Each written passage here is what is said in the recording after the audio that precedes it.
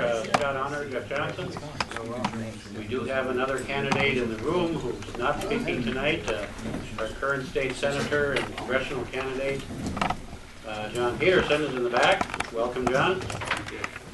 Just so everyone knows, we have two trackers aiming their cameras at us up there in the back. And if Tom Emmer was here, he'd tell you to come on up front so you don't miss anything, for heaven's sake. That's right. And we also have Mark Sommerhauser, our friendly reporter from St. Cloud Times over here, so you're all aware of that.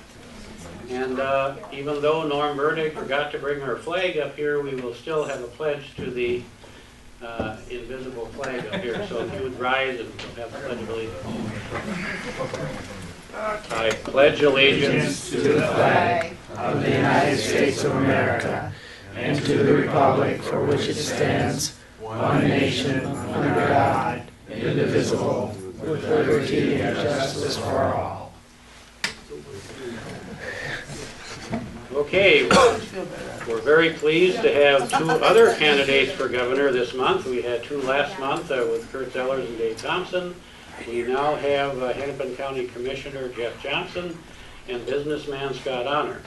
That the format we normally follow is each of you gets up to half an hour to say whatever you'd like to everybody, and then we'll have a question-answer period from the audience. And the rule is, Kay, the rule is that everybody gets to ask one question before I call on anybody for a second question.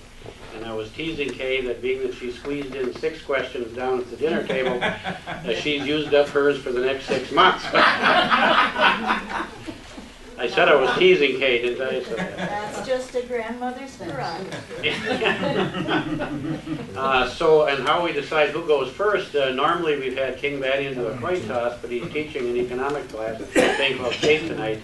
Paul, do you happen to have a coin that you could toss somewhere? Well, sure. Hey, Paul Brandmeier. Oh. Got when we spoke. Reach out to the Texas Roadhouse. There we go. Oh. All right. Roadhouse. Heads. Oh, okay, thank you. Who's going to call it? One of you. Go ahead. All right, I'll call heads. Tails. All right. Okay. So we'll start with Scott then. Sounds good. But not quite so fast. That I had the distinct pleasure of introducing former Senator Rudy Boschwitz at an event last Thursday, and as I said, Rudy Boschwitz, a man who really needs no introduction, but doggone it, he's going to get one anyway. Well, the same goes for Scott Honor here. Scott was born in Fridley, and at the time his parents were living in a trailer park. I'm going through some highlights here because I had 6 pages of bio on Rudy, and I said if I went through all of it, I'd talk longer than Rudy was going to. And just going to hit a few highlights that I've got here.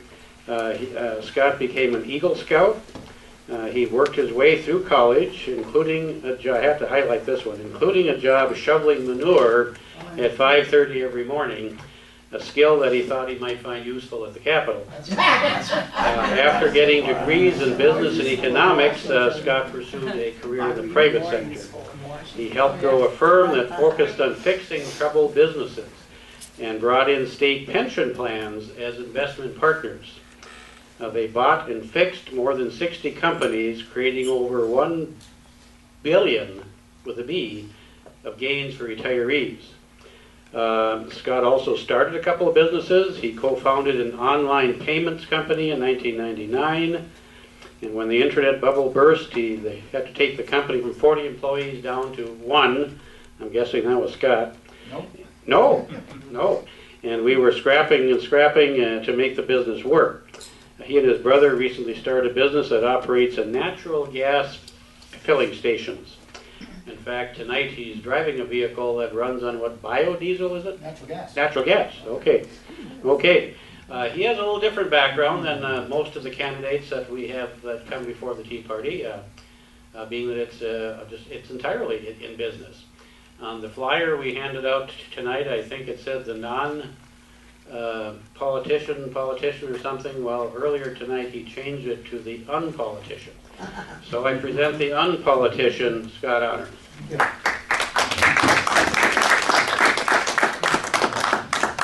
Well, thanks for having me. One of my most prized possessions hangs in our kitchen. It's a letter from Ronald Reagan to me and my wife Jamie, written on our wedding day.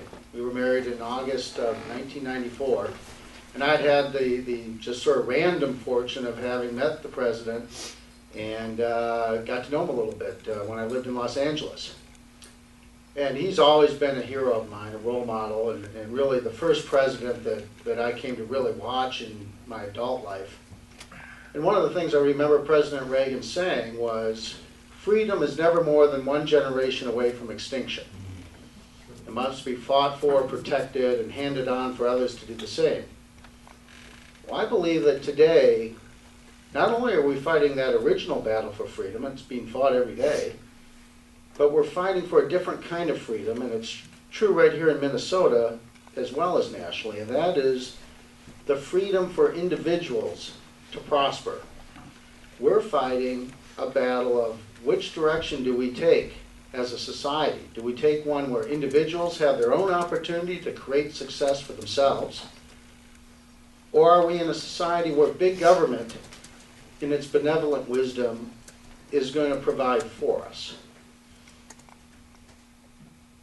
That's why I'm running for governor, because we're fighting a big battle.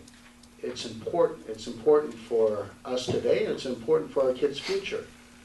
I have 3 young children. They're 12, 10, and 6. And I worry that their future isn't the same as mine. I mean, you heard a little bit about my bio. I feel like I've lived the American dream. You know, having come from very humble roots and having a father that lost his job when I was in high school, he lost his job and his pension, and I made my own way and you know, had success. You know, I feel very blessed for having had that opportunity. And you know, and while my hard work, you know, certainly was a big part of it, I also benefited from a great public school education. I benefited from the involvement in my church. I benefited from Boy Scouts. All those things together gave me the opportunity to create this path for prosperity that's blessed me and my family. We have to have our society be one that provides these kind of opportunities for our children. And when I look at what's going on in Minnesota, I see a state that's underachieving its potential. We're not delivering the sort of opportunities that we had as children and that our children deserve. And we're doing, and this is in a whole, a whole bunch of different categories. So, you know, because of my business background, I certainly focus on the economic side of the equation. I think it's critical that we do. We were talking earlier, a group of us, about Father Robert Sirico, who I had the fortune to get to know. So Father Sirico is a Catholic priest over in Michigan, and he spends his time focusing on how do you help the poor by getting them a job?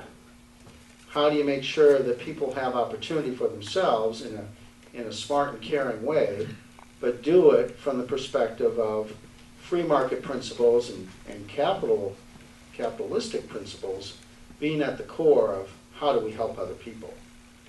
I understand how that works. I understand how creating an opportunity for someone can help them in their life.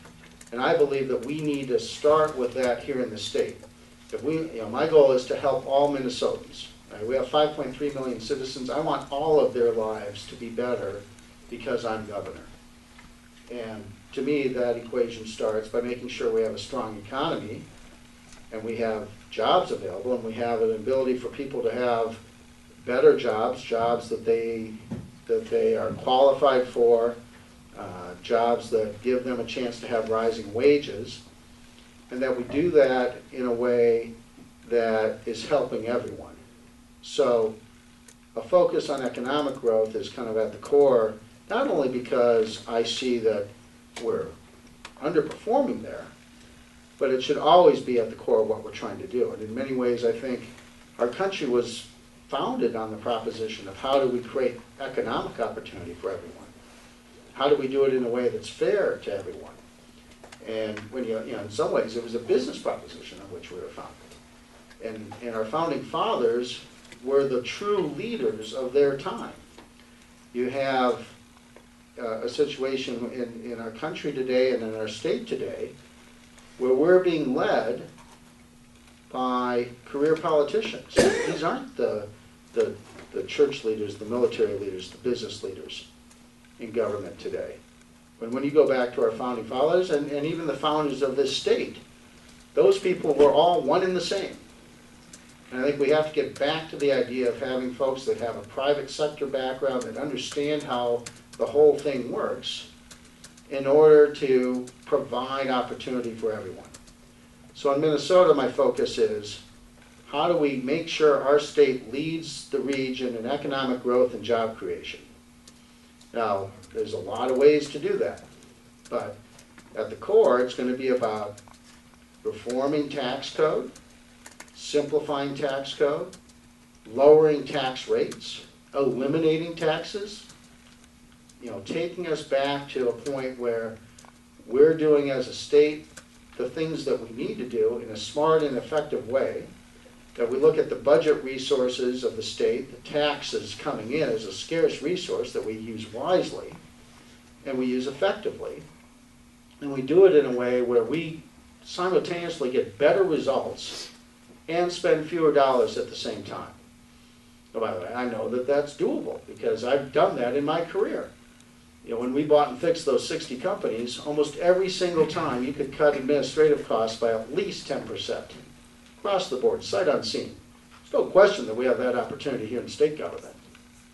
So we can pare back government, truly spend fewer dollars, do it in a way that lets us lower tax rates. At the same time, we can do it in a way that creates a positive, virtuous cycle of growth, so we can lower rates and get revenues coming into the state because we're a growing state.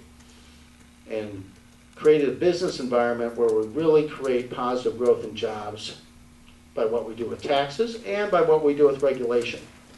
So one of the big issues we have in Minnesota is not only are we chasing taxpayers out of the state, by the way, to the tune of about $1 million of annual income leaving every single day, and that's been going on for a decade, but in addition, we're creating a very harmful regulatory environment.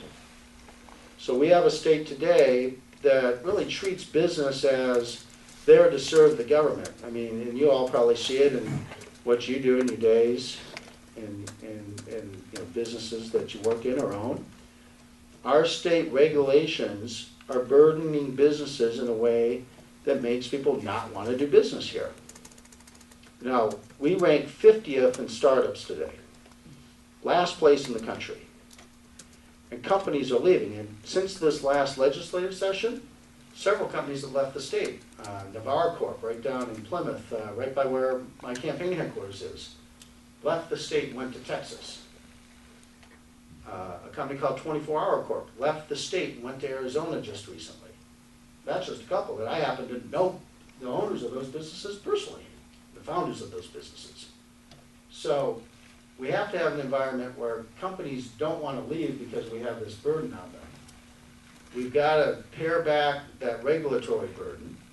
We also have to do it in a way that promotes growth. So one of the opportunities we have in Minnesota is to exploit our natural resources. When you think about how this state was founded, it was founded on the back of natural resources. We had abundant agriculture in the south, timber and iron ore in the north, we have water. Well, today we have a state where the governor and the Democratic legislature are harming our ability to develop those resources. So up north, they're prohibiting the development of precious metals. Great opportunity that we have in our state. In the south, they're prohibiting the development of frac sand mining.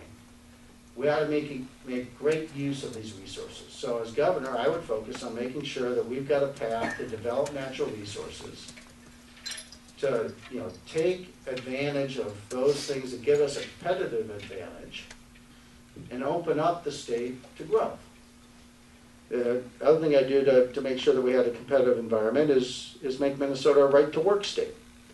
We ought to focus on making sure that we're competitive in the national marketplace that takes place. I'll give you a quick example. The company I built owns a company in South Carolina. Now, South Carolina is a right-to-work state. They're attracting businesses there.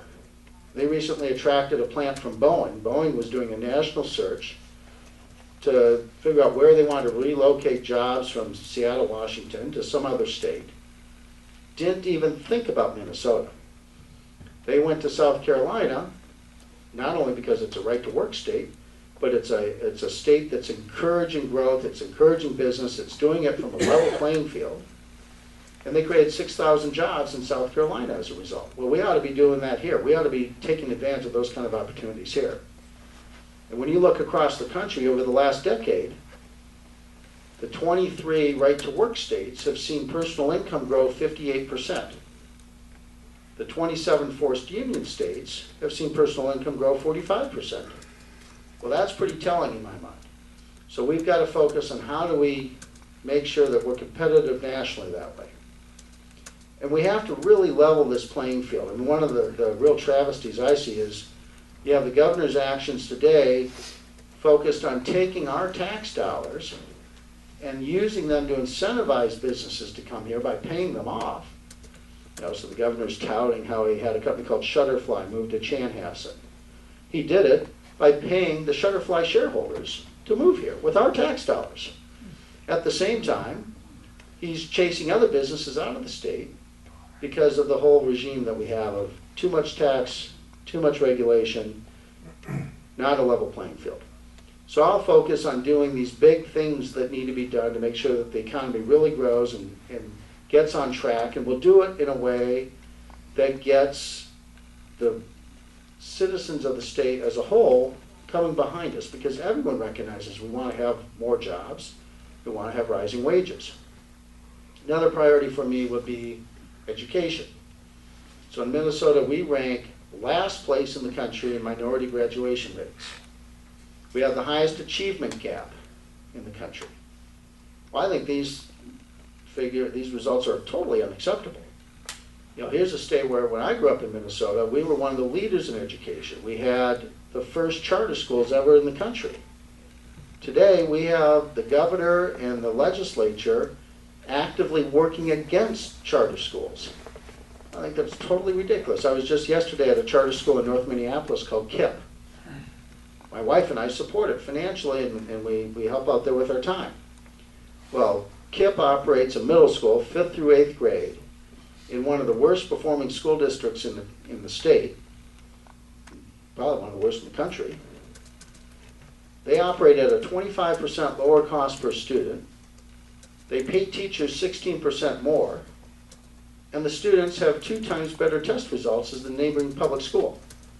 Oh, we ought to have more of that in my mind. And what happens instead? The state puts up impediments to growing charter schools. You know, so 2 key issues that this school faces are they need more space. Well, it turns out it's illegal for a charter school to own real estate. I mean, completely ridiculous. So they actually have the ability to find a location if they have the ability to build a building. Well, that's illegal. They have to rent. There are vacant public schools nearby that would be readily available. Well, that's not available to the charter school. Why? Because the teachers union doesn't want that to take place. They don't like the idea of schools that run a non-union workforce that provide better results for students competing against them.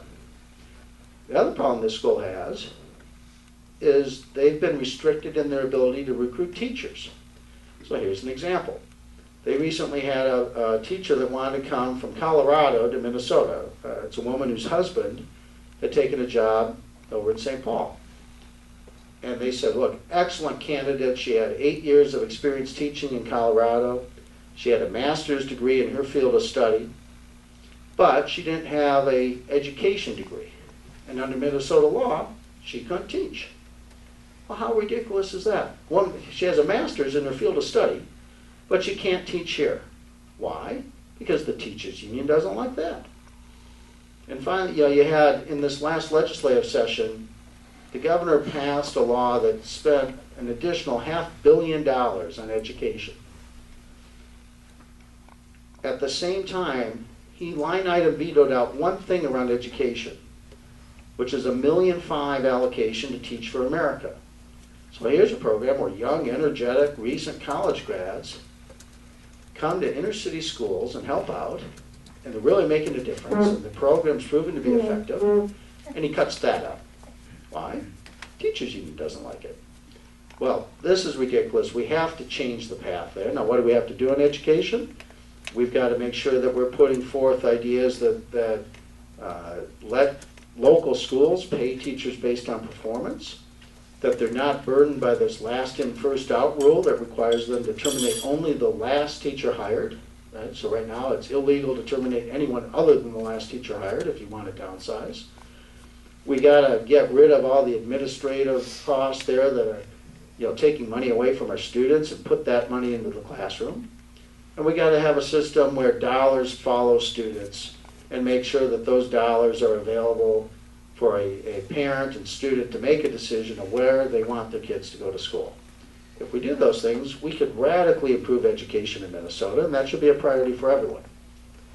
And then my next priority would be just bringing fiscal responsibility to the state government. We have a state today that has failed to look at how to do things better for decades, right? Instead of looking at how do we get better results with fewer dollars, which would be my priority, the state just spends more money across the board in every category. Well, I take a hard look at every program, and we really have to evaluate these programs and ask questions like, why is the state government doing this? Is it the right priority? Could we get a better outcome if we did things differently?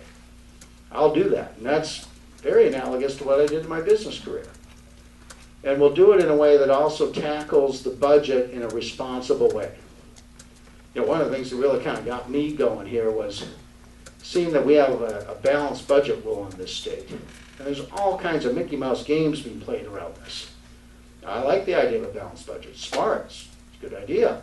Well, what do we have? First, we have politicians borrowing from the schools, right? So they couldn't get the budget balanced. So to make things kind of work from an accounting standpoint, they borrowed money from the schools and then supposedly balance the budget. Well, no, you didn't. You borrowed the money from the schools. Next, we have an unfunded pension liability to the tune of $17 billion. That's a big number that's sitting like an albatross on the neck of our children, and it's going up every year. Well, to me, that's like saying at home you balanced your budget except you didn't pay your mortgage. I mean, that's not balancing your budget. We've got to be smart about making sure that this state runs itself in a responsible way. We should spend fewer dollars in state government, not decrease the rate of increase or all this phony baloney accounting gimmickry that goes on. Actually spend fewer dollars, get better results, and do it in a way where we get that pension liability back off our backs. So I'll focus on doing all those things. And I think that at the end of the day, my business background gives me a great ability to bring the right solutions here for all of us. When I look at what I did in my business career, it was starting by having a vision of where you want to go, and then making sure you had a plan of how to get there. Well, we need that here in state government. We have to create a vision of what we want the state to do, of where we're going. It's got to be one that's appealing not just to us as conservatives, but to the state at large. I think, by the way, we've done a fairly lousy job as a Republican Party in marketing our message in a smart way that has people understand that we want to make this state better for everyone. I'll do that. I'll make sure that we've got a well-articulated plan of where we want to go, of how we are going to work toward achieving our potential, which we're underachieving today, that we're going to do it in a way that's going to benefit all Minnesotans, that we're going to have a specific plan of what we're going to do to get there, and then we're going to have the right team to execute the plan. And look, leadership matters. It always does. You see it in every manifestation. And we have to get the right leadership not only at the top of the state government, but we have to get it in all those state government departments. And that leadership has to have a culture that thinks of government's role as serving the citizens. When we fixed companies, we had to change the culture of the business to make sure that we really had a customer service attitude. It was critical. It's hard to do, but absolutely critical. In government, we have to think of the citizens as the owners and customers of government. That means we have to have leaders that think that way, and they got to get the organization to think that way. Tough work to do, but doable. And then we have to make sure that everyone's on board with the plan, that all the stakeholders involved, the state employees, the citizens of the state, get what we're doing, why we're trying to do it, and are working together to make it happen. Same thing we had to do in business. You know, when we owned companies, we couldn't just say, well, make it so because we believe that this is the thing to do. We had to convince people to go do the things that we wanted done. And you always have to convince folks.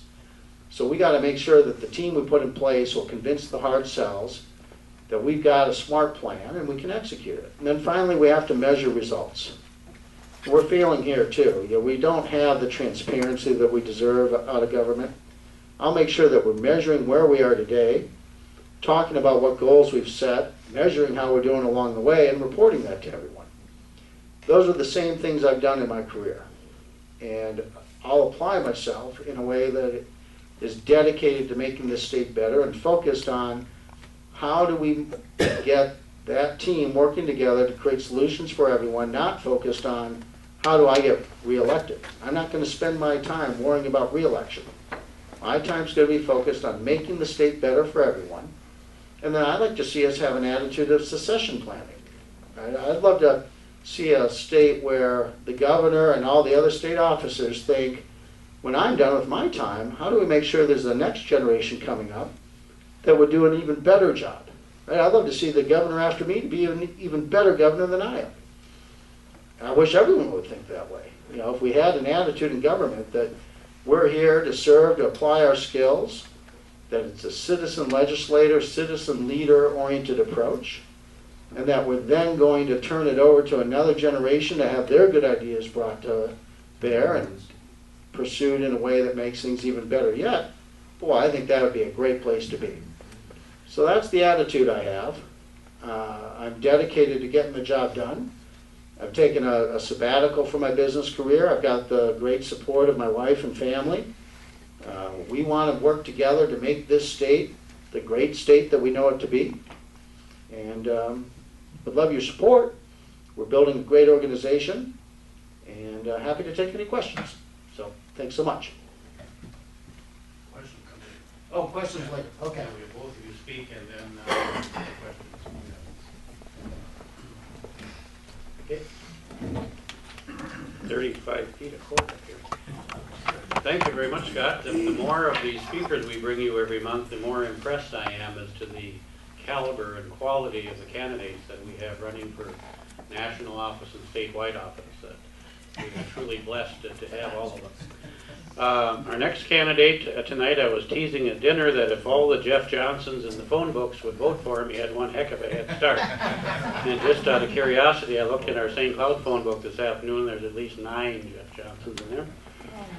For those of you that don't even know who I am, I mean, I know Norm Verding probably introduced me a long time ago, but we might be related. I'm Lawrence Johnson, that on the executive board of the Tea Party, and I moonlight as the vice chair of the Benton County Republican Party.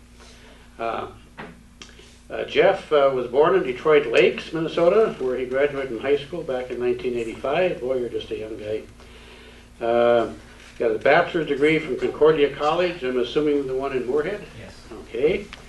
And his law degree from Georgetown Law School.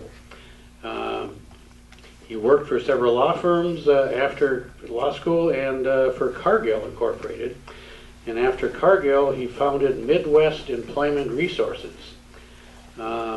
He's currently a Hennepin County board member, Hennepin County commissioner, first elected in 2008 and re-elected in 2012.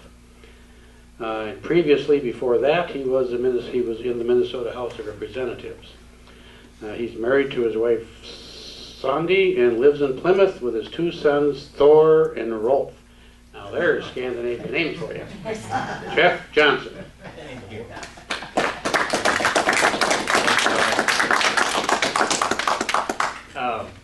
I was mentioning that we were at the fair, at the state fair this year. Scott was there as well, and they don't allow you to hand out stickers or bumper stickers there because they're afraid people will stick them on buildings. But you can write down, people can sign up for them and have you send them to them. And I would say 50 of the people who wanted a Jeff Johnson bumper sticker wanted it to give to their friend named Jeff Johnson as opposed to supporting me, but we'll take that any way we can get it, even if they're outside the state. So there are a lot of Jeff Johnsons. Hopefully everybody likes them all. That's kind of the key. Lawrence already gave my background, so I won't redo my bio, but just to say I'm a child. My wife and I are both children of the 7th Congressional District. She's actually from Crookston, and we graduated from Concordia together. And then we went away for a few years. I spent a couple of years in Washington, D.C. going to school, and then we spent a couple of years together where we were married when we lived in Chicago. And we've been back in Plymouth now for the past 20 years or so. Spent some time in the Minnesota House of Representatives, and now currently am the sometimes lone, loud voice of sanity in the wilderness of Hennepin County, as I like to say, on the Hennepin County Board. And I am seeking your endorsement for governor. I'll abide by that endorsement because I happen to think it matters, and I happen to think it's our best path to victory to go through the party endorsement process. And I have watched this governor. I've watched Mark Dayton. And I don't know Mark well, but I know him a little bit, and I think he's a decent man. I really do. And I think he is doing what he thinks is best for Minnesota. I just couldn't disagree with him more as to what's best for Minnesota. His focus on a daily basis is on one thing, and that is government. How do we make government bigger? How do we get more money into government? How do we give government more influence over people's lives? My focus as your governor would be very, very different from that. Really, I have 3 goals. And these are the 3 goals that I've been talking about throughout this campaign. Number 1, and this has to be the first goal of our next governor, and that is to turn around the jobs climate, the business climate in this state. We are seeing our entrepreneurs being stolen from Minnesota by North Dakota and Wisconsin and South Dakota. And that is nuts, folks. We are a better place to live, but we've made it so unfriendly for an entrepreneur to start a business here, or for an existing business to expand a business here, that they are going elsewhere. We're rolling over for the states that surround us. When I was growing up, the big concern up in northwestern Minnesota by North Dakotans was that as soon as kids would graduate from high school, they'd move to Minnesota. We got our young people moving to North Dakota now. So the world's kind of upside down, and we need to address that. And for me, that means massive overhaul of our tax system so that we are competitive with the states that surround us. It means regulation reform. It means lawsuit reform, something that I've worked on quite a bit when I was in the legislature. It means an end to this obsession with providing subsidies or breaks to the few at the expense of all the other companies, picking winners and losers in the marketplace. Some call it crony capitalism. It means right to work. It means a lot of things. It's not 1 or 2 things. It's really some very significant positive changes in the climate that we have here, because we can no longer just roll over for these states that surround us, and that has to be job number 1. Number 2 for me, and Scott mentioned this, is the education achievement gap, which is the disparity in graduation rates between white students and students of color. And it is the worst in this state, in the country. We have the worst achievement gap in the country, and we have, on and off, for almost 30 years, which is, I think, shocking to a lot of people. I think it's also very shameful. And the reason that hasn't changed, because we've been throwing money at it for decades, and we've been wringing our hands about it for decades, but we haven't changed anything. And it's because we've never seen a governor make that a top priority and just take it head on. And that's something I would do. And for me, that means probably a rather public battle with the teachers union and with the education establishment about real parental empowerment and about real school choice. But I'm happy to have that battle, because I think it's unconscionable that we're willing to give up on 10 to 15% of our kids because of where they live or because of how poor their parents are.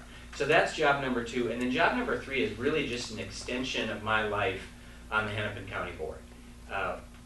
Minnesotans are generous people, and I think most of us are willing to pay taxes to help the less fortunate get on their feet. But the problem is, so many of the programs that we fund, they don't produce that result. And that is what I have been trying to do for 5 years now on the county board. Take all these programs that we have that we claim are to help people. That's what we say we want them to do. And then actually figure out whether they're helping people or not, because many of them aren't. I would argue many of them are actually hurting the people we claim we want to help, because it's creating a dependency that becomes generational for a lot of these folks. But there are programs that actually do move people off of welfare to self-sufficiency. And we can figure out which ones they are by demanding that we measure them over time. And the ones that can prove that they're actually changing people's lives, we should celebrate those programs, because that's what we want. But the ones that can't, the ones that we're funding because it makes us feel good as politicians to be able to say we're doing something with someone else's money, by the way, we got to end those programs and demand that government focus taxpayer dollars on programs that can prove they actually change people's lives and produce results. Those are the three areas on which I would focus. I'm a very focused guy, and we'll get it done. Let me add this, though, about, well, actually I want to add two things before I wrap up. Number one, as a local government official, I've served at the state level, and now I've served on the county board, which is, even though Hennepin County is humongous, it's still local government. And I just want to ask each of you to keep your eye on local government. Everybody in this room is concerned about the loss of liberty that we see in this country. And we certainly see it at the federal level, and we certainly see it at the state level, but you know where we see it the most? You know where our freedoms are being eroded the fastest? It's at the local level. And the reason that happens, I think, is because people don't pay attention to what's happening at the local level. So whether it's school boards or city council or town boards or county commissions, and I think this is particularly true in larger bodies, larger cities, we are so focused as government on figuring out how to allow government to use our money to change, to help us to affect our lives, to change our decision making, to help us make better decisions in our mind as politicians. And I hear it every day on the county board. We kind of understand better what is good for all of our constituents. So let's spend money to try to convince them where to live, how big their lot should be, what to eat, what to drink, how to travel, how to raise their kids. Day in and day out, it's happening, and it's especially happening at the local level. And the reason I bring that up is because I just want to ask you to watch that. And when you have candidates or office holders at the local level who are standing up, because it's very hard to do at the local level. It's much easier in the legislature. You got a whole team behind you. But when you're alone on a city council or a school board or a county board, standing up for the freedom and the liberty of your constituents, it's really hard because sometimes you're ostracized. And have their backs. When you got somebody who's running or when you have somebody who's serving, they need your support. They need your money, they need your vote, and they need you to give them a call once in a while and give them a pat on the back and say, thank you for doing that, because it's really hard.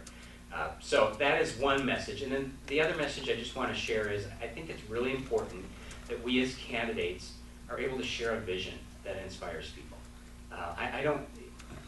For Republicans in Minnesota, winning is not about who's been in government the longest or who has the most money or who's able to throw out the most red meat to the partisan crowds. That's not how we're going to win as Republicans in Minnesota, in this state.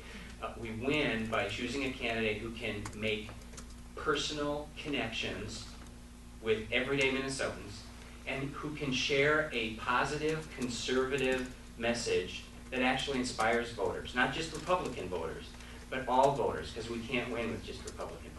And for me, that vision is really several things. Number one, it's a vision of a state where politicians spend money just as carefully and as cautiously as though we're coming out of our own pocket. That's not happening right now. We need our politicians to recognize how hard people work for their money. And it's a vision of a state where every single kid has the opportunity for a great education. Not some of our kids or most of our kids, but every single one of them.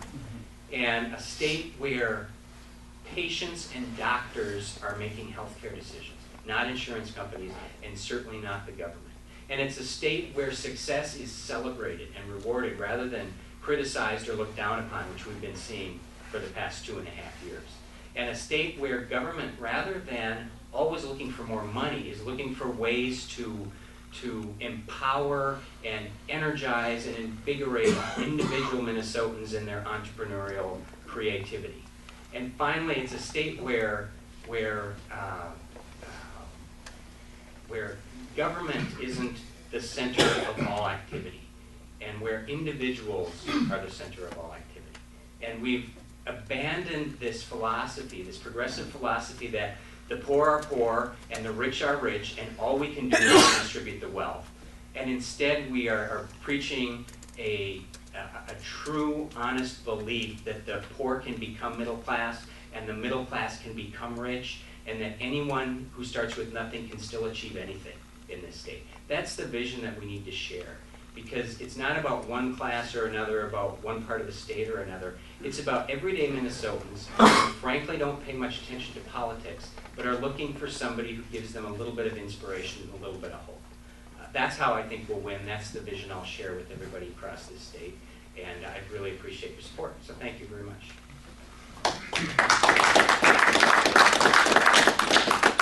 Okay, thank you, Jeff. Now we get into the question and answer from the audience. If nobody has any, I have a few, but we've never run out in the audience in the past. So I see Paul is the first one with his hand up. All right. By the way, the question can be for one or either or both of the candidates. All right. Well, Jeff, I was happy to hear you talk about losing our liberties, because as John can attest to, because I've thrown the gauntlet at him before too. As governor, you know, we don't hear much about it here lately, but here a couple of years ago, there was quite a movement afoot amongst state governors to reinvigorate the 10th Amendment and states' rights. How do you feel about that? What would you do? How far would you go? How would you affect that? Either one of you, or both of you. I'll start with you. Yeah, because you addressed it last. Well, first of all, I agree with that. And the one thing that I consistently try to remind people is that the federal government didn't create the states created the federal government. That's And we have to make sure citizens understand that we are not the creation of the federal government. They are there to serve us as states and as individuals. And so, you know, the first thing I will say is the state of Minnesota should never be willing to accept federal money with strings attached just because there's money involved. And that is the root of almost all of this problem, because when the federal government wants us to do something, almost always the way they get us to do it is by offering a whole bunch of money. So, you know, No Child Left Behind is a great example. MNsure, Obamacare is another great example. Freeway speeds. Right, speed, yeah, that's right. I mean, there are, over the last, 50, 60 years, we could give you any number of examples. And most of them, maybe not all of them, but most of them, I think if you went back and looked, we as a state probably ended up spending a lot more than we ever got because we decided to opt into this program because of the quote-unquote free money that comes falling from the sky, which of course comes from us anyway in the first place. So I think you would see me really pushing back against that and saying, if Common Core is a great example now, where we've got the federal government once again trying to instruct us how we educate our kids and what our curriculum should be. And the way they're getting that into the states is by offering a bunch of money with it. And unfortunately, to a certain extent, we've bought into that as a state. Some Democrats have, some Republicans have. I think we turn around and say, you know what, we don't need your money in cases like that because we're going to control our own education. I certainly would have said the same thing with respect to early opt-in of Medicaid and MNsure. The federal government offers money so that we will opt in early to Obamacare, essentially, and they offer money so that we build we build the computer system that's been a disaster everywhere. And the answer I heard from Democrats all the time was, well, of course we want to build our own marketplace, even though it's not a marketplace. We want to build this system ourselves because we don't want the federal government to build it for us. Well, you know what? They are. What we built was based upon what the federal government told us we had to do. And before you know it, they're not going to be giving us money for it anymore, and we're going to be stuck with it. So I'm sorry, you got me going. It's kind of a long answer to your short question, but when it comes right down to it, we have to be willing to say no to the free money that comes along with the federal government telling us what we're supposed to do. And you're willing to go toe-to-toe with them? Absolutely. Yeah, I'm sorry. And when I was in the House, I was one of the authors of the bill to opt out of No Child Left Behind, which there was some serious criticism for that because we would have given up a lot of federal money. But it would have been the right thing to do, and I think we'd be better off today if we had done that. I'll just add a couple quick things. No matter who's governor, we need a governor that will have backbone. It's got to be against the federal government. It's got to be taking on the teachers union. making sure that we're doing things that gets this state back on track, period. Now, the way I think about states' rights is we are an experiment here in the country. You know, I'm on the board of the Center of the American Experiment. It's the 50 states, each doing things a little bit differently. It's one of the great things about this country. And we're unique in the world in that, you know, we are a country that was states giving right to the federal government, and all other rights were retained at the state level. We have to keep that in mind. And, you know, one of the things that motivated me to run was seeing that the bright spot in this country, in my mind, in the Republican Party, is in our 30 Republican governors.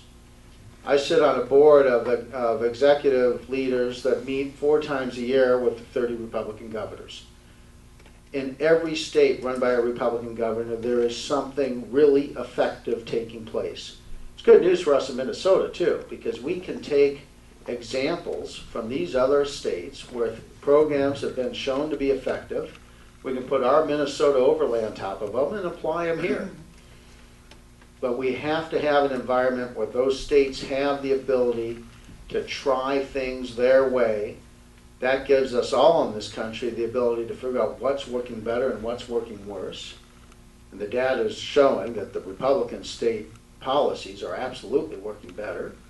And we want to see that continue. So we're going to have to stay strong that way. You know, I think back to Ronald Reagan, you know, as great a president as he was, the one thing I wish he had gotten done was he had this idea when he started that he was going to abolish the Department of Education. That would have been great. You know, and the more we get the federal government out of our lives, the better off we're going to be in my book. Okay, thank you. Next question. Over here, sir. We're both talking about this education thing and standing up and having this argument with the teachers and the teachers union. What are you going to do when the media is in your face bending and twisting things as they do?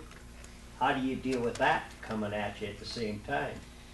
Mr. Ventura went through that as governor, and they just were butting heads constantly. So I'd like to hear you guys both respond. Sure. Well, I wouldn't respond like Governor Ventura did. I can tell you that because it didn't work. I mean, if the response is to try to bully right back, I mean, you're just going to get into a back and forth, and we can't win that fight as Republicans. We just can't because they have the media, right? We have to be willing to admit that.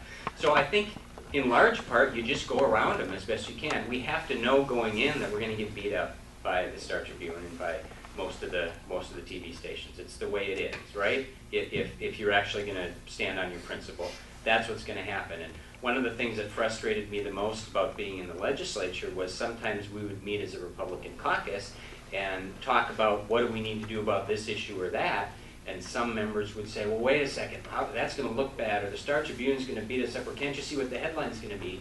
And we'll never accomplish anything if we're too worried about that. So I guess we talk about Ronald Reagan a lot, but that was one area where he was absolutely masterful.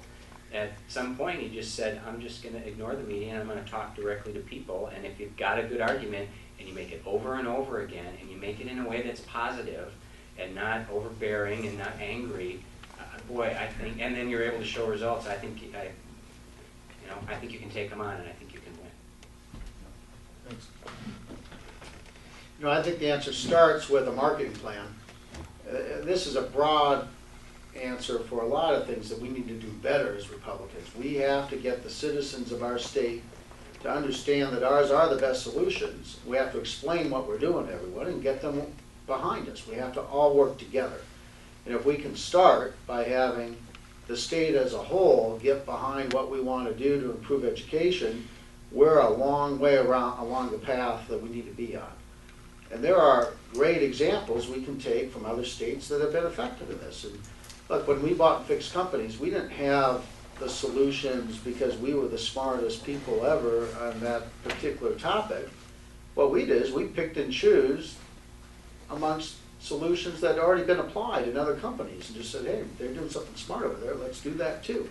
Well, we have that same opportunity in education.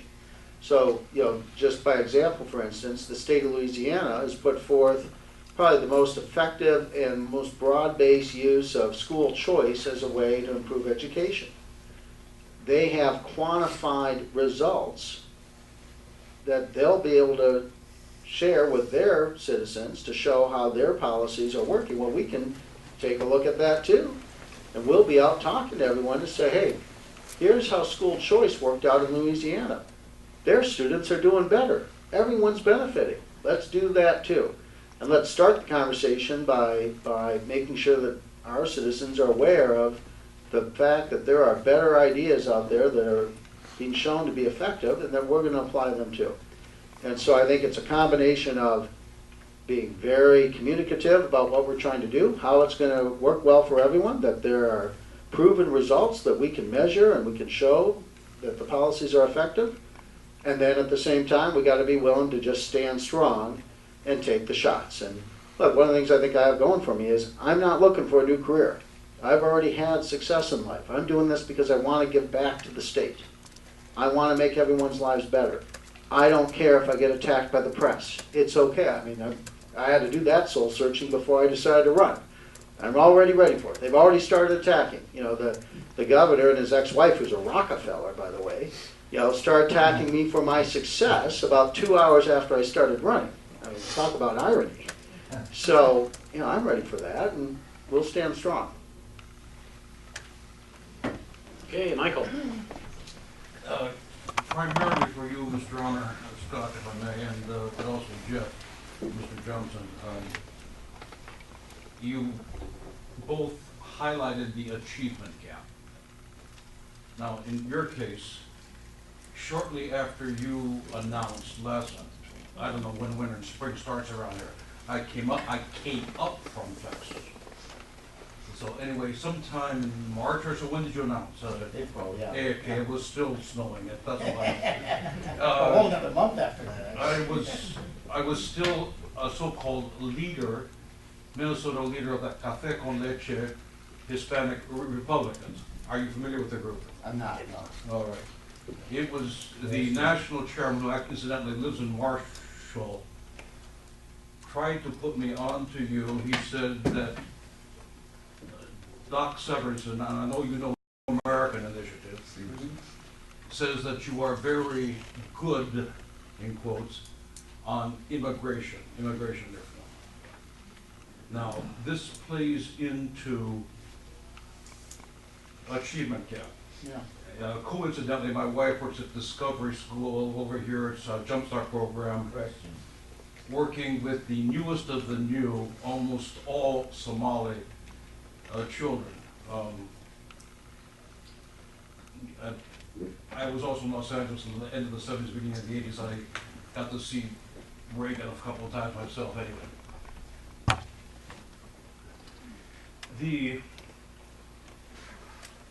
I get distressed by the moral superiority of the Democrats, progressives, forgive me, in particular, the education and the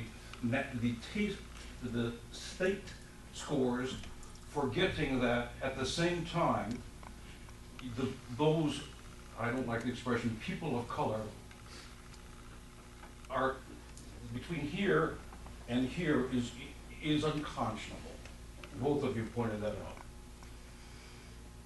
The governor, being the chief executive, can do a lot by fiat and otherwise, and by example, by in terms of such things as, I'd like both of you to speak to the achievement gap, and in particular how immigration, which is becoming much more an issue in this state, Somali, Mexican, Texas, California is competitive. This is an issue here, and Gotta ask a question. and doesn't get mentioned much, especially in a group such as this. Okay.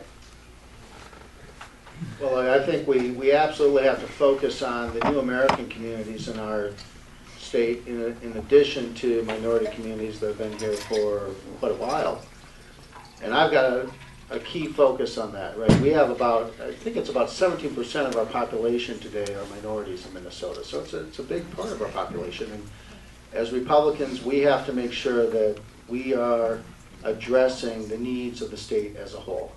I'll give you a quick example around what you just said. When I announced that I was running, one of the first people that reached out to me was a Vietnamese father of one of the boys in my Webelos Den. So I'm a Webelos Den leader. And I'd been out on some campouts with this father and his son, but didn't know him very well. And he said, hey, I'd like to help you. So I went and took him to lunch, and we chatted. I really got to know him for the first time there. And he said, my story is I was an immigrant, came over, as part of the boat people that came from Vietnam, just a shirt on my back, that was it. And when we got here, after, a church had kind of set us up, but then, the Democrats helped us out. And they gave us stuff that we needed, because we needed to get started. And I viewed myself, and my whole family views themselves as Democrats. But when I hear you talk about how you want the American dream for everyone, about your life story, about your focus on jobs and education, so those are the same priorities I have. He said, he owns a nail salon down in the Twin Cities. And he said, one of the problems I have is my customers are gone half the year now. A whole swath of customers are in Florida for 6 months in a day. That's a problem. He drives 45 minutes so that his kid can go to a good school. Well, that's putting a real burden on him and his family. And he said, when I hear what you're about, I want to help you. And I said, well, you're a Republican. You just don't know it yet. And we have to have that sort of attitude, that we want to embrace all parts of our population, that we want to show how our ideas will let them live the American dream. And I'm putting a great focus on that, and that'll be a high priority for our campaign. Well, and I would agree with that. It is such an opportunity for us, especially with some of the issues that you've heard both of us talk about, whether it's achievement gap or whether it's helping individual entrepreneurs start a tiny little business in their own home, or buy a car and drive a cab, or buy the corner grocery store. So many of the new immigrants, especially the new African immigrants, they're entrepreneurs. That's why they came here. And we have such a great opportunity to sell that. We have an opportunity with the issue of school choice. The Democrats, they fight that to the death because of the teachers union. And when I talk to parents in Minneapolis, regardless of their race, but particularly African American and Hispanic parents that are in districts where the schools are failing them miserably, they are so open and excited about somebody who will take some leadership on giving them more choices. So we have tremendous opportunities, and frankly, it's the same thing on some of the social issues, whether it's the issue of life or whether it's the issue of marriage. There are opportunities there, and what we've got to be able to do is articulate them again in a very positive way. Then we got to show up. We've got to be there when when a certain group's having a meeting in Minneapolis or wherever. We can't send other people there. We got to go ourselves as candidates, so that when the Democrats tell them that Republicans are all evil and hate them, they will have already met us a couple times and say, well, he's not evil. And maybe they won't vote for us in the end, but at least we'll have a fighting chance.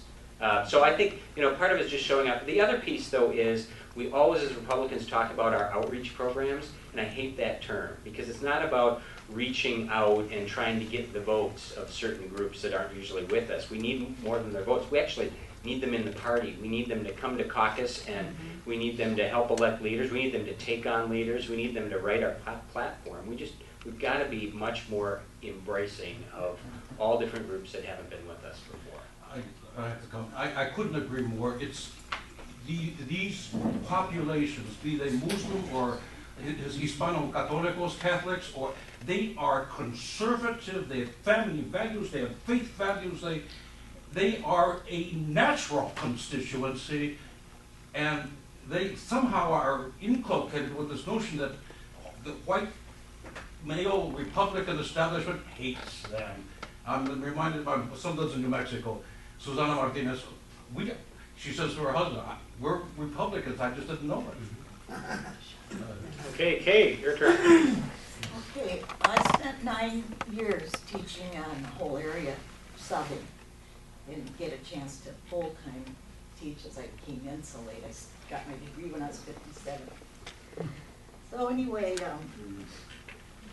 I would really like to know, you know, it's governor in Wisconsin that stood against the teachers union and pay them a wage, but we don't owe them retirement.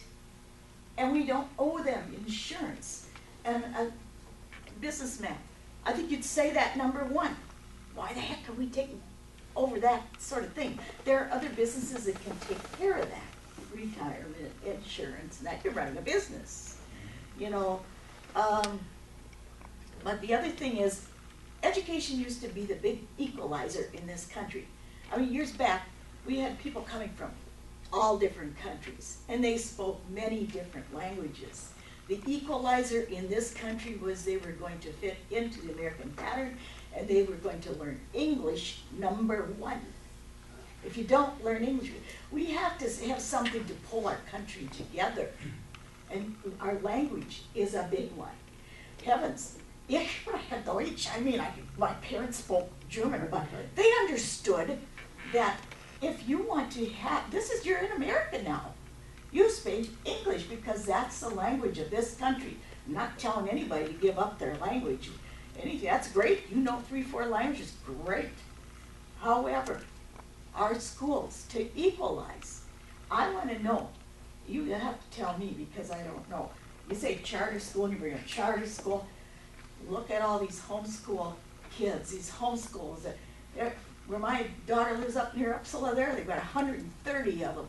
You know, the principal in the public schools begging these people, what can we do to change things so you'll bring your kids back to the school? That's what What's we your need to question, hear. Kate? What's your question? Well, okay, but my question is, there are things that need to change of what the equalizer is in the school. The kids are not getting the education that will equalize. They're not getting the phonics, the math, the history, the geography, all this stuff that I got back in the 60s. You know, it's just not there unless you're going to a good private school. Ron has been teaching and taught where I taught. And, you know, homeschoolers, they're paying attention to that. Their kids are getting it good. But I'll tell you, having taught in all these schools, these kids are not getting a fair shake. And they're going out there, like you said, our pattern in the state of Minnesota. We don't have a very good record of, you know, kids knowing their math, their reading, their writing, and whatever when they graduate. And that's not giving them a good start. We have to equalize that. I mean, you know, you tell me what they're getting in charter. Is it any better than the regular pattern of what's in your public schools? Why would you want to send them there if they're still getting what's they're shoving down their throat in a regular public school? You know? Okay, that must be her question. Well, I'm sorry, but That was a broad question. And so, what it comes down to for me is it's about choice, because different things work for different parents and their kids. So a charter school works great for some parents and kids. A homeschool works great for some. A private school works great for some, and a public school works great for some. is the charter any different than the public school? Sure, well, they operate under different rules, and a lot of charters have a specialty. And so they don't have charter schools. What the beauty of the charter school movement was, they are relieved of some of the state mandates that a regular public school has, even though a charter school is a public school. They get money from the same place, so they're mandated to teach what they teach in the public school. Right, but they are not bound by all the same rules. So that is the positive of the charter school. And the key is we've got to give parents more choice. I mean, we could say every kid's the same, every parent's the same, and here you go, this is what the state's going to tell you, or worse yet, the federal government's going to tell you, you have to teach and here's your curriculum. And I just think that's a bad idea. There's some basics you have to have. Well, of course there are. Of course you are. And you have to have standards. There's no question about that. But they should be state-based standards, and you should leave as much flexibility to local school districts or homeschoolers or charter schools as possible, as opposed, we saw this, do you remember the profile of learning?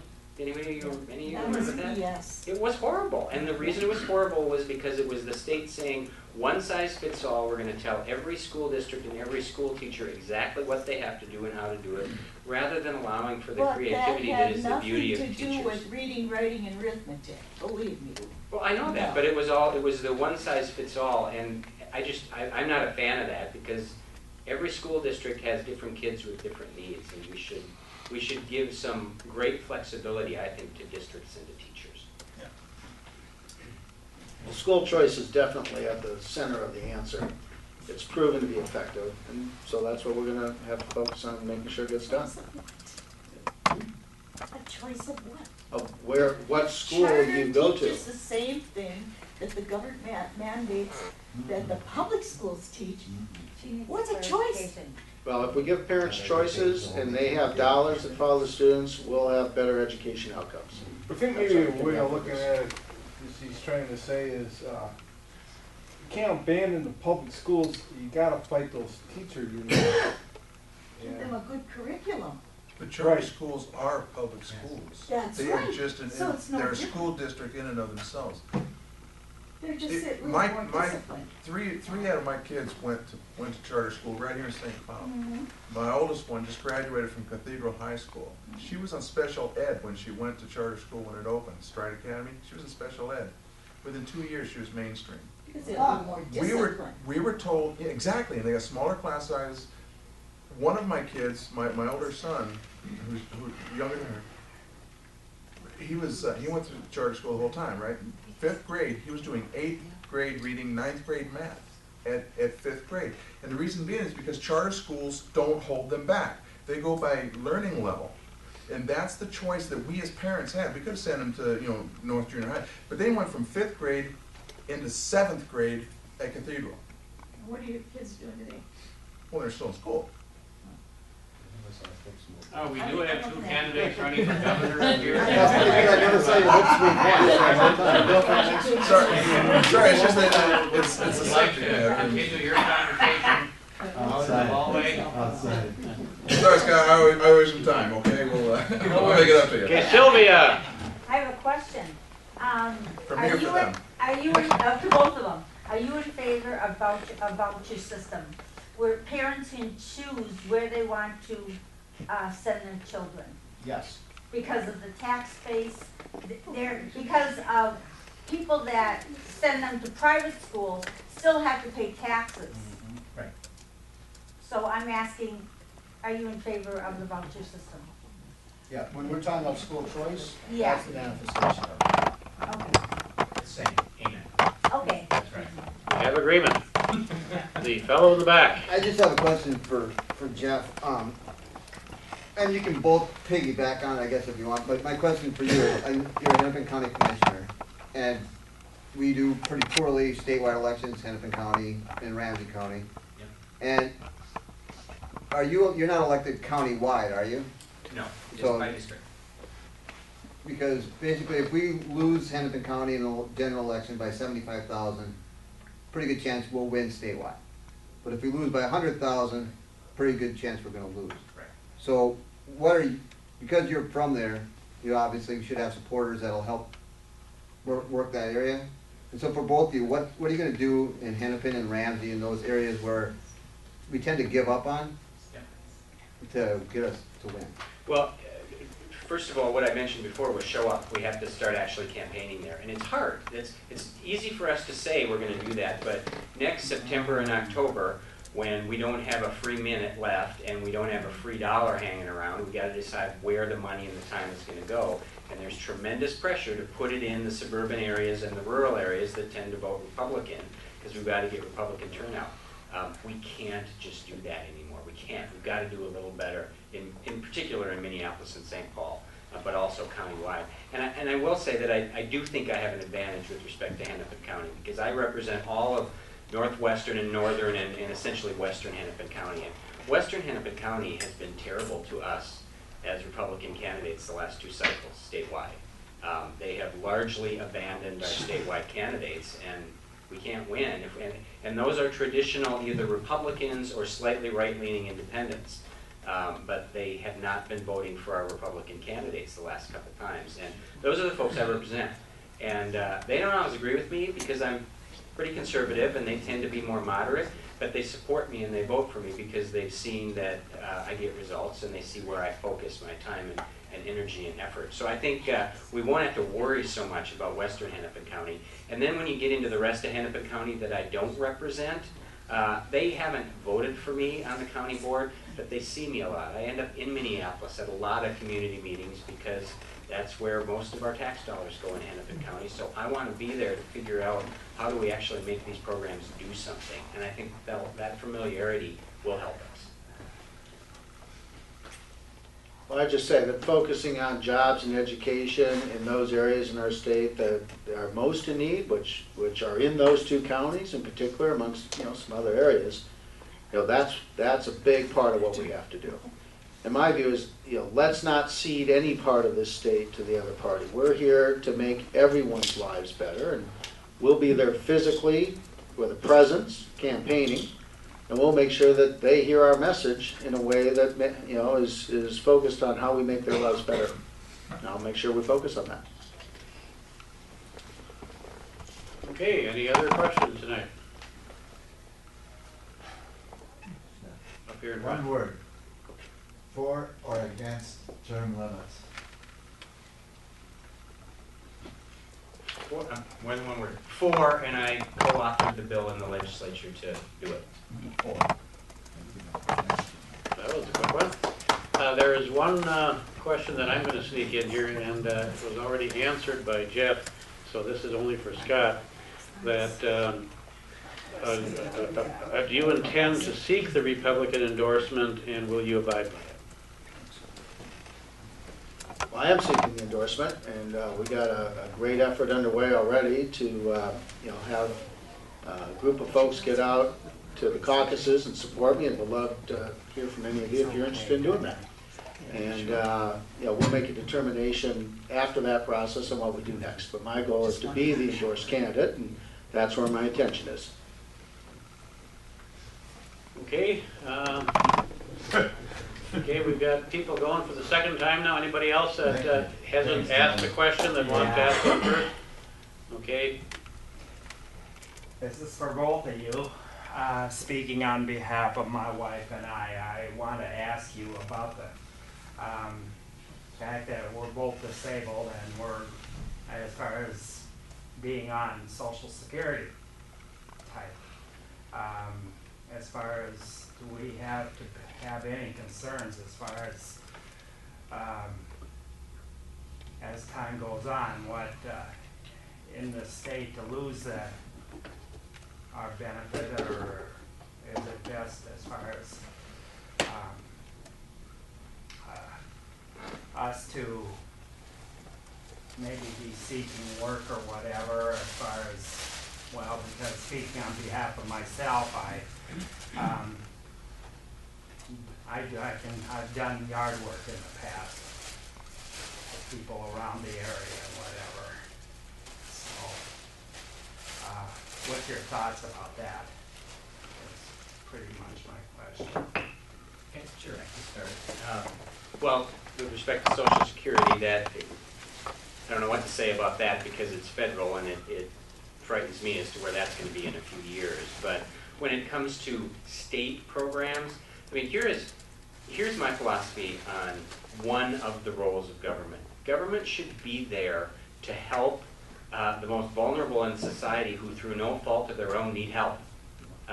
Too often, however, we extend that to provide help to people who probably could help themselves but choose not to.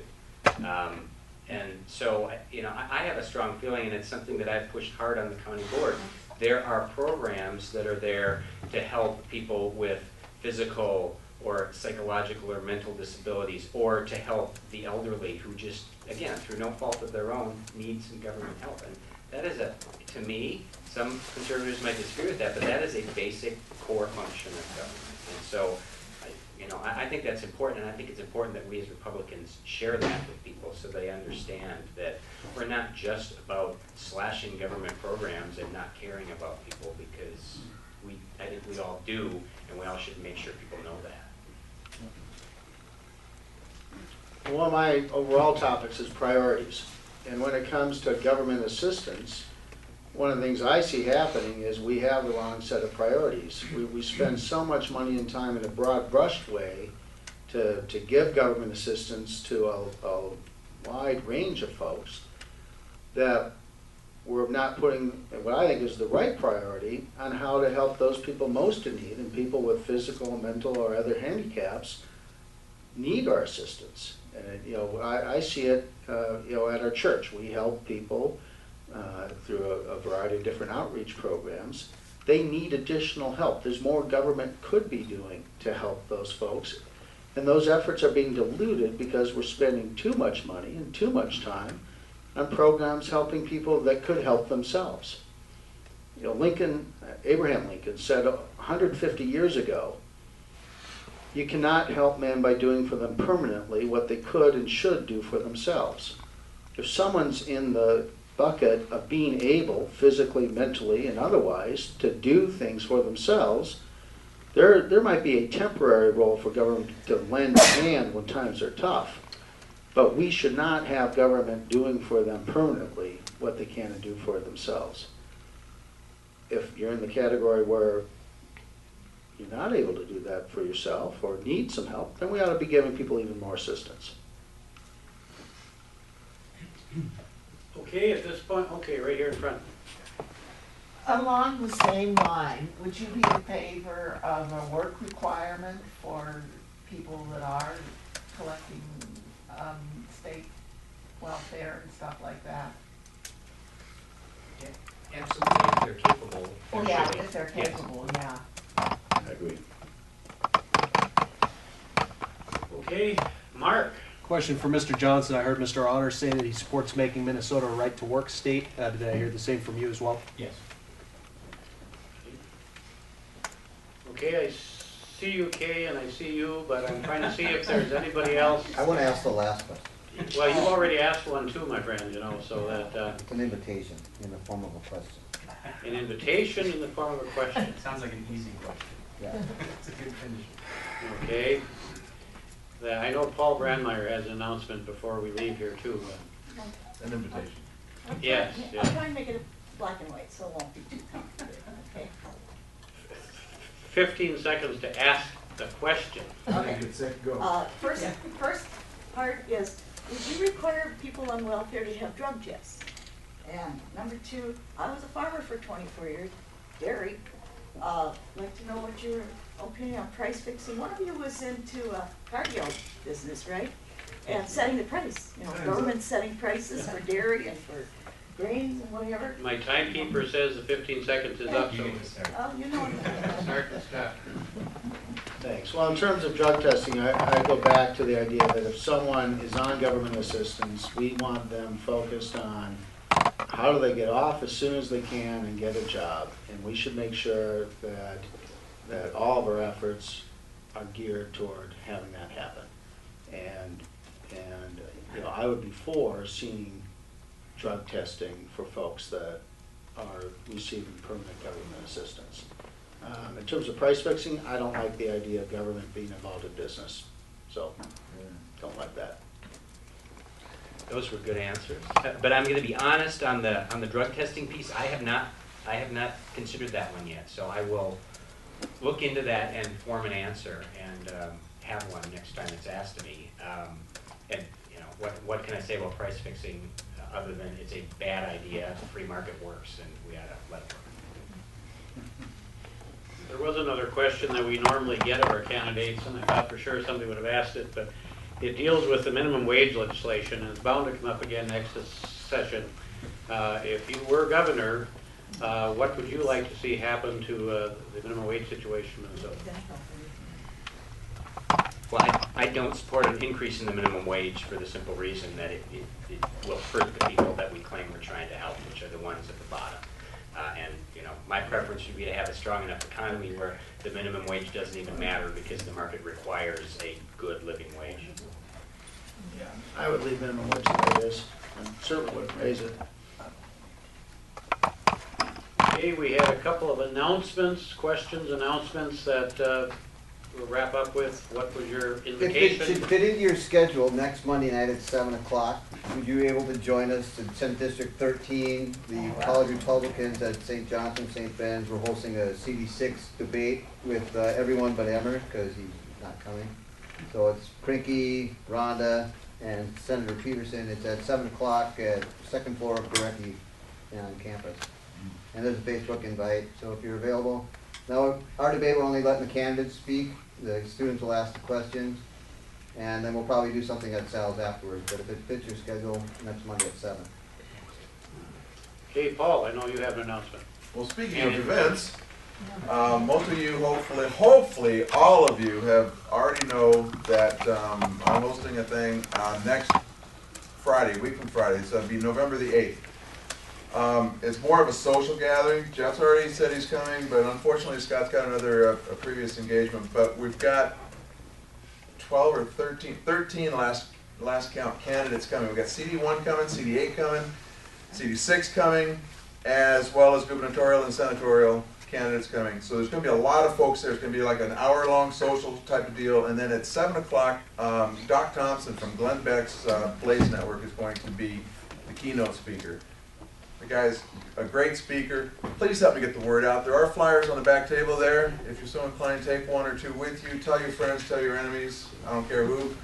We just need butts in the seat. Okay? When or where? It's at Sauk Rapids Middle School, Fine Arts Auditorium, week from Friday. Please come. It's on every website I can possibly get to. Benton County, Central Minnesota Tea Party, Minnesota GOP, Doc Thompson's. It's on every website I can think of. It's Facebook. It's going out. And you might mention it's on the eve of the opening of Deer Hunting. Now you had to go and bring that up. Yes, I've heard that once or twice. Well, we won't talk about all the other potential But the cost is right. It's free. Just come. There's always conflicts, which is one reason why this is the last time we're going to have our speakers night on a Tuesday. We've been having an ongoing conflict with one or two groups, and there's yet another event this evening which kept some people away, I know. Starting in November, on the 20th of November, which is a Wednesday, is when we will have our next Tea Party Speakers Night. And by then we will be moving on to senatorial candidates. And the one confirmed so far is Chris Dahlberg, the chair of the St. Louis County Board of Commissioners up in Duluth. He was in town this past week also. And we will have another Senate candidate. For doing this. Thank you. Well, thank you. We enjoy doing it, and we're open to, I mean, we eventually may run out of candidates, I'm not sure here, but we haven't even gotten into the year when the election's going to be held yet, and we're just starting Senate candidates next month. Do you have an announcement, Michael? No more questions. I wanted to piggyback on your first question. A straw poll came out, and I'd like your reaction to your respective performances in the straw poll. Well, does it mean anything? Yeah. Well, I came in first, and so yeah, of course it means something. Congratulations, Governor, you already won. I mean, here's what I'd say. The straw poll is certainly not an indicator of who is endorsed, because you can give lots of examples where someone wins the straw poll and isn't endorsed. But it's a good measure of where you're at organizationally and with the leaders of the party right now, and I feel good about that. And I really do believe that if you win the straw poll and you run a really good campaign, you ought to be able to get endorsed. So, and this is the reason I asked the respective performance. Well, I offer my condolences to Jeff. Yeah, look, my view is I'm not a politician, and people have to get to know me. And so we're going around the state having people get to know me, and that's where I spent my time. I didn't put time and resources into trying to get delegates at the state convention to vote for us. And you know, I'm highly confident that we got the right campaign to win the endorsement, and that's our focus. You two bookend the straw poll with identical views. It's going to be a long campaign for those that started in, what, March, April, whatever, already this year. We go all the way to a year from next month. So yeah, it's going to be a long row, and who knows, we may get more candidates. I've heard another name floating around that might run for governor after the first of the year. I'd like to know if they're open for bribes. They're open for bribes, oh, well. I don't know, Ron, but I am. You offering anything, Ron, or that? How much? Yeah. No, I truly am impressed with the caliber of the candidates for all of the offices. We started with congressional races, and we have excellent candidates there. Then we moved on to governor. We have excellent candidates for governor. And now, hopefully, the trend will continue as we move on to Senate candidates next month. And then again, after the first of the year, we may have to start all over again because there could be more. And these guys would like to come back next year, and we'd love to have them back. So thank you all for coming, and how about a round of applause for